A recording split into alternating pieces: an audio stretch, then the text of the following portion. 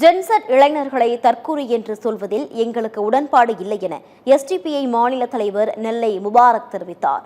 நடிகர் சத்யராஜை தொடர்ந்து நிகழ்ச்சியில் பேசிய அவர், மத்திய கல்வி அமைச்சர் தர்மேந்திர பிரதானை பதவி விலக வைத்த சாதனையாளராக ஜென்செட் இளைஞர்கள் இருக்கிறார்கள் என கூறினார். ஜென்செட் இளைஞர்கள் சமூக ஊடகத்தின் அடிமையாக இருப்பதாக சொல்வது உண்மையல்ல. எங்கே பேச வேண்டுமோ அங்கே பேசுகிறார்கள். எங்கு அரசுக்கு எதிராக குரல் எழுப்ப வேண்டுமோ அங்கு குரல் எழுப்புகிறார்கள் எனவும் கூறினார். நீங்கள் இப்போதைய ஜென்சி இளைஞர்களை நீங்கள் தவறாக புரிந்து கொண்டிருக்கிறீர்கள்.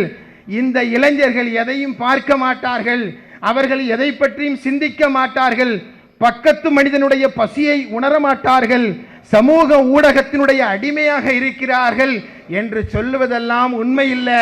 மாறாக இந்த இளைஞர்கள் எதை பார்க்க வேண்டுமோ அதனை பார்க்கிறார்கள், எங்கே பேச வேண்டுமோ அங்கே பேசுகிறார்கள், எங்கே அரசாங்கத்தினுடைய குரலுக்கு எதிராக குரலை உயர்த்த வேண்டுமோ அங்கே உயர்த்துகிறார்கள் என்று சொல்லி அன்றைக்கு சொல்லி காட்டினேன்.